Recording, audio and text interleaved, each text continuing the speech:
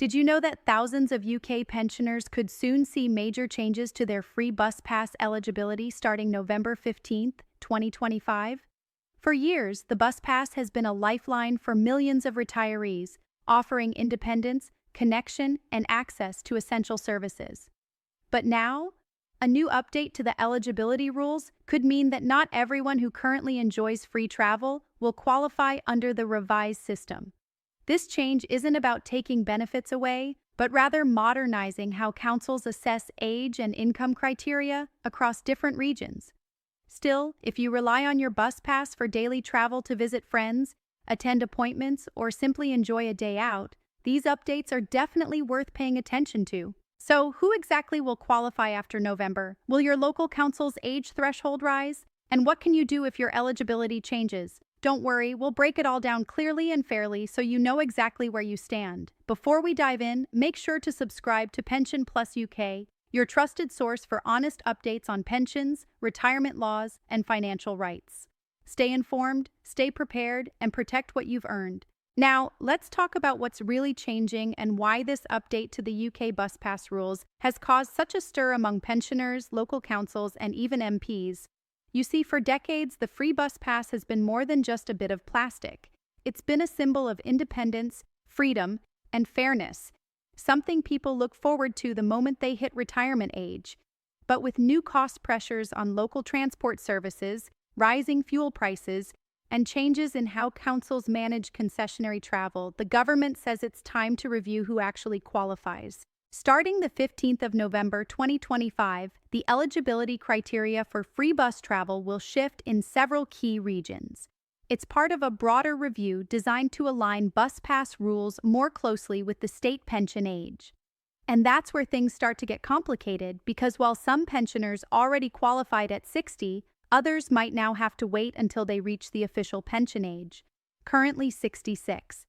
That's quite a gap, and it's understandably causing confusion and concern among those approaching retirement. Imagine this: you've just turned 60, you've worked your whole life, and you're ready to start enjoying your bus pass like your friends did a few years ago. Then suddenly you're told you'll have to wait another 6 years before you're eligible. It feels unfair, doesn't it? And that's exactly what many people are saying. Local advocacy groups and charities for older people, including Age UK, have already raised concerns about how this will affect social isolation, especially in rural areas where buses are often the only reliable form of transport. The Department for Transport, in coordination with local councils, is reviewing age thresholds and income-based assessments. Some councils may start using income criteria for additional benefits like half-price travel before pension age, while others will strictly tie eligibility to when you reach the official state pension age. In plain terms, this means not every 60-year-old will automatically get a free bus pass anymore. The good news is that if you already have a bus pass, you're unlikely to lose it overnight. The government has said current passes will remain valid until their expiry dates, and renewals will be assessed under the new system when they come up. However, it's the new applicants, those turning 60 after the rule changes take effect, who may face longer waits or new requirements. And it's not just about age. There's talk about councils considering health or mobility factors more seriously too. For instance, individuals with disabilities or long-term conditions that affect mobility may still qualify earlier, regardless of age. This is intended to make the system fairer for those who genuinely need the support, though many argue it creates an uneven patchwork across the UK. Some areas could be more generous while others tighten eligibility sharply depending on funding. If you live in England, your pass is usually issued through your local council under the English National Concessionary Travel Scheme. In Scotland, Wales, and Northern Ireland, slightly different systems apply, and the new updates could roll out differently there. So it's very important to check your local authority's website or contact their transport department directly as we approach November 2025. Now, let's talk about why this change is happening in the first place. The simple answer is cost. The bus pass scheme costs the government billions of pounds a year, and with more people living longer, which is a wonderful thing, it's putting increasing pressure on public transport budgets. The goal, according to officials, is to ensure the scheme remains sustainable in the long run without cutting essential services elsewhere. But to many pensioners, it feels like yet another benefit being pushed further out of reach. There's also a political side to all this. Several members of parliament have already called for the government to reconsider the timing of these changes, especially given the current cost of living pressures. Heating bills, food prices, and healthcare costs have all risen sharply. And for many older citizens, the bus pass isn't a luxury, it's a lifeline. It allows people to stay connected, avoid loneliness, and maintain independence. Removing or delaying access could have real social consequences. Some local councils have said they'll explore transitional arrangements, perhaps offering discounted travel for those aged 60 to 65, but these will likely depend on local budgets. So, one town could keep a generous policy, while the next town over might have to tighten things significantly. It's another reminder of how postcode lotteries can affect everyday life for UK pensioners. Let's imagine what this might mean in practice. Take Margaret from Lincolnshire. She's 62, still working part-time and looking forward to reducing her hours next year. She had expected to use her bus pass to save money on travel into town, but with the new rules, she might not qualify until she reaches 66. That's 4 extra years of paying full fares. And when you're on a tight income, every pound counts. Then there's George in Manchester, who has mobility issues and relies on buses to get to his medical appointments. For him, the bus pass isn't just a perk, it's essential. Thankfully, the new rules suggest that people in his situation will continue to qualify early, but that depends on local implementation. Stories like these are why many campaigners are calling for clearer national guidance rather than leaving councils to interpret the rules differently. They want to ensure that every pensioner, no matter where they live, is treated fairly. After all, retirement should be about enjoying life, not worrying about whether you can afford to get on the bus. Now, let's address a question many of you might have. Will existing passes be canceled or invalidated under the new rules? The short answer is no, not immediately. If your bus pass is valid, it will continue to work until its renewal date. When it's time to renew, your council will reassess eligibility under the updated criteria. That's when changes may take effect. However, there's another layer to this: digital verification. From late 2025 into early 2026, many councils will begin rolling out digital bus passes alongside traditional cards. This means that instead of simply flashing a plastic pass, passengers may need to register online or verify their details periodically. It's part of a move to reduce fraud and make administration smoother. While that sounds reasonable, it could pose challenges for older users who aren't comfortable with smartphones or online systems. Officials have promised to maintain paper alternatives, but it's another reminder of how fast things are changing. Beyond eligibility and digital systems, there's also a renewed focus on accessibility and sustainability. Buses are going greener, with more electric and low-emission models entering service across the UK. The government wants to encourage people of all ages, especially seniors, to use public transport more often, helping reduce traffic and pollution. The irony, of course, is that tightening eligibility could discourage the very people they want to keep on buses. It's a delicate balance between saving costs and supporting sustainable travel habits. Now, if you're wondering how this ties into pensions, the connection is actually quite strong. Because the new bus pass rules are increasingly linked to the state pension age, any future changes to pension eligibility could also affect when people qualify for free travel. If the pension age rises again in the coming years, as some forecasts suggest it might, that could automatically push the bus pass age further too. So, in a way, this isn't just a transport issue. It's part of a much bigger conversation about retirement rights in modern Britain.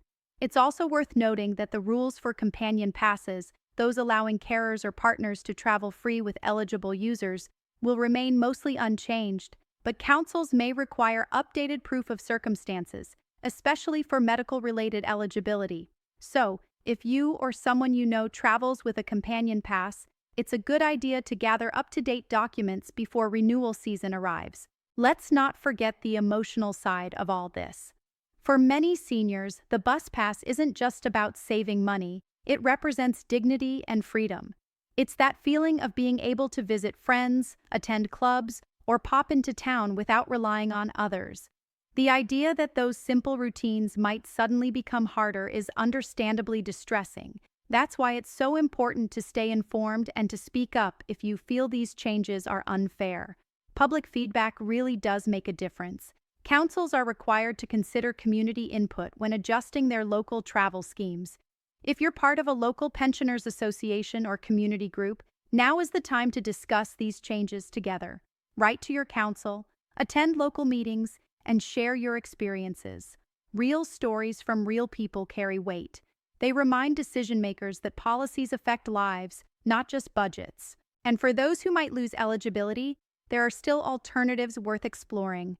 Some bus companies offer senior discount schemes separate from the government-issued pass. Others provide off-peak travel cards at reduced rates.